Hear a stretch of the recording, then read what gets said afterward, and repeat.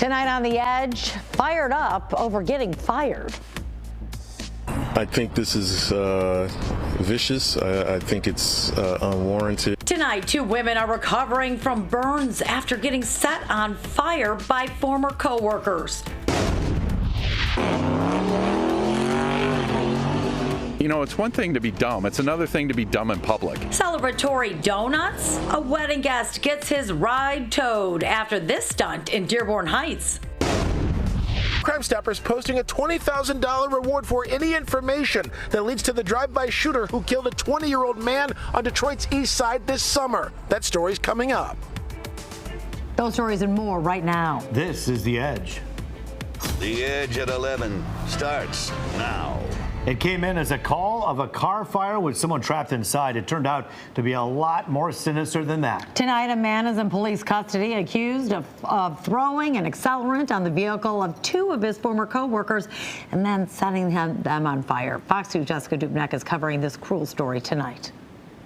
It's a crime that has even Detroit's top brass shaking their heads in disbelief. Apparently, that upset employee was targeting 2 co-workers that had something to do with his firing. I think this is vicious. I think it's unwarranted. Same feelings as Detroit Fire over at Detroit Police. It's certainly up there. I put it top 5, but it's unfortunate and it's absolutely outrageous. An employee at an auto parts manufacturer in Southwest Detroit gets fired, returning to work Monday morning to set his co-workers on fire, dousing the car they were just getting out of to clock in with gasoline and torching it. It's just absolutely horrible for the 2 victims, both female victims, one in her 50s, one in her 60s. The women suffered burns on their faces, necks, shoulders, and upper torso. They're in the hospital in serious condition.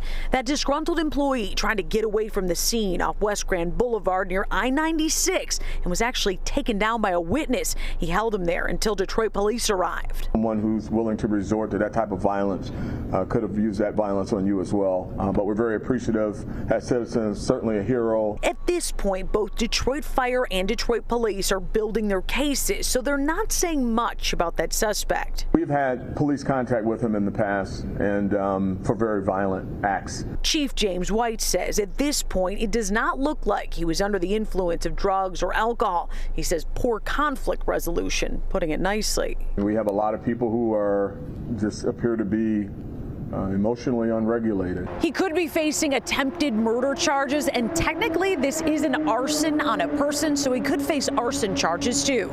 Jessica Dubnak on The Edge.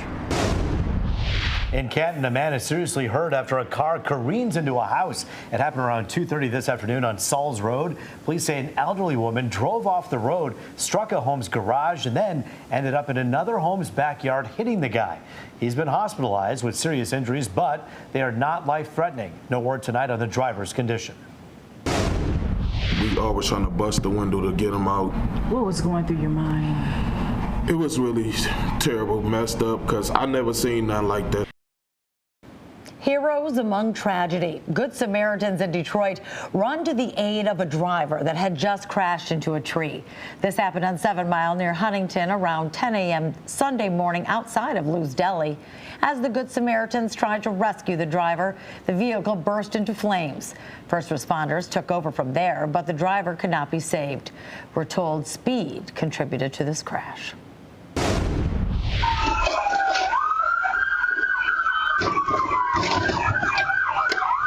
Sirens blaring, people running, recycling bin going flying. This was as police were in this pursuit that came to an end in Inkster today. It appears the suspect was being pursued by Westland police for a possible kidnapping case out of Warren. 2 women appearing to be in distress were taken to safety by police. The suspect was detained after a brief chase. We're awaiting more information from police right now. Well, a man caught on camera doing burnouts in a Dearborn Heights parking lot gets an unexpected visit over the weekend. While enjoying a friend's wedding, he came out to a group of people watching his car being towed. Fox News' Lauren Edwards has more details on this wild ride. You know, it's one thing to be dumb. It's another thing to be dumb in public. Tires screeching, smoke surging, and passengers hanging out of windows as drivers do burnouts in the Everfresh Market parking lot in Dearborn Heights on Sunday.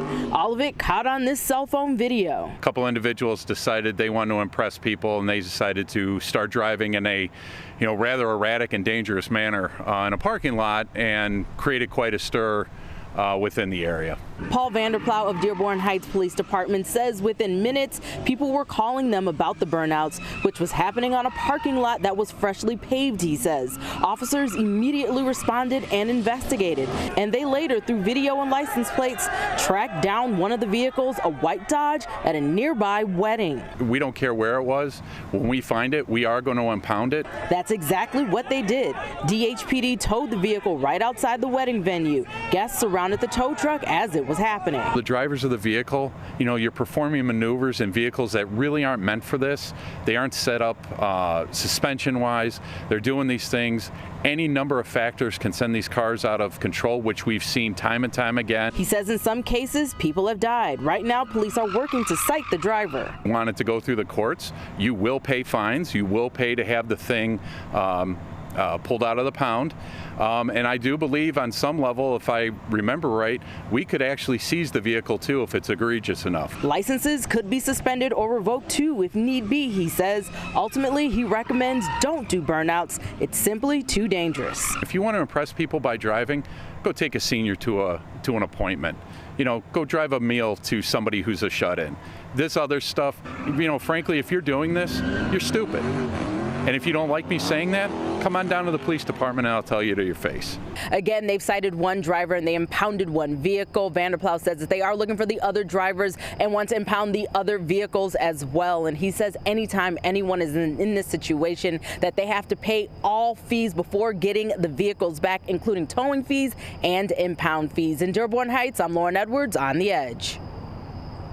The verdict is in. Robert F. Kennedy Jr. will be on the Michigan ballot this fall. The Supreme Court making the final decision today. The latest ruling reversing one by the Court of Appeals last week that said Kennedy could have his name removed. Today, Supreme Court justices said Kennedy did not show any case law that would require the Secretary of State to take his name off. RFK suspended his campaign last month and endorsed former President Donald Trump. Today's ruling means Michigan clerks can begin the ballot printing process. Turning to weather, summer has returned for now. Feels great out there after a very fall-like weekend. The heat is back on. Captain Rich Luderman has a look at our forecast. I'm not encouraging you to sing, but I know that you know the heat is on. It's a great song from the 80s. You want me to start singing? Okay, don't. It's late at night. No. Later tonight. Next there time. it is. I'll get the hook. Right there. There you go. Let's talk about the gong. That's right, the old gong show. Dry for us today. It was breezy out there. Notice some shower activity through the Finger Lakes of New York State, around the Poconos as well. But for us, it's all dry for the rest of tonight. Watching Tropical Storm Francine south of Brownsville, Texas. Top winds 65 miles per hour. But here's the forecast track, taking it up into southern Louisiana sometime Wednesday evening as a hurricane. We'll be watching Francine around here.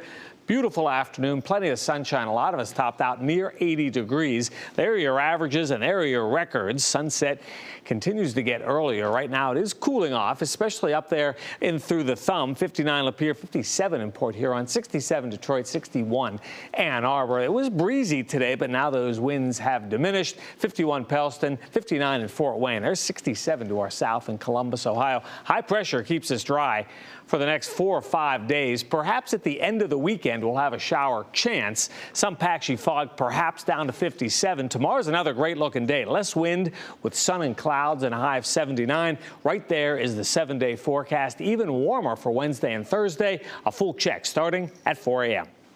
They didn't look like criminals. They were well dressed and they had their scheme planned out. The owner of a pawn shop in Novi says he fell victim to theft at his store. Security video right here showing the suspected thieves inside gold buy-in jewelry on Saturday. The owner says 2 men swiped items from a display case while a woman distracted a salesperson by asking to see several pieces of jewelry. The suspects got away with a tray of rings worth $20,000. If you recognize these people, please call Novi Police. Well, nearly 2 months after a young man was murdered in Detroit, his family still has no answers. And now there's a big reward for anyone who speaks up about what happened. Here's Fox News' Dave Canton. A cash reward increased all the way to $20,000 to help a Detroit family get answers. Who killed their son, who was also a cousin, a friend, someone who loved music, and so much more. My nieces and little cousins, every day they posted something on Facebook about him, and, you know, I look, I say, you know, they're looking for answers, so, you know, it's hard, you know. Wayne Schuler still has a hard time talking about his young cousin, 20-year-old Trevion Ward. He was gunned down outside of a home close to where family members live on Elmira Street near East State Fair Avenue on Detroit's east side earlier this summer. He's a good kid. He was a good guy, but, you know, how some kids could be when they're younger, you know, a little misled sometimes. Crime Stoppers now offering a $20,000 reward for information that leads to the person who Detroit police say fired several shots from a blue sedan that drove by. Probably a rifle, AR-style rifle. Ward died from his injuries. Details are not quite clear as far as what led up to the shooting. Well, from what I hear is he had some words with some guys on Facebook beef or something. And the guys retaliated. That's what I heard. Family members hope the $20,000 reward for information will make a difference this time around and lead to justice. Oh, that'll help a lot. You know, my family been through a lot. That'll help a lot.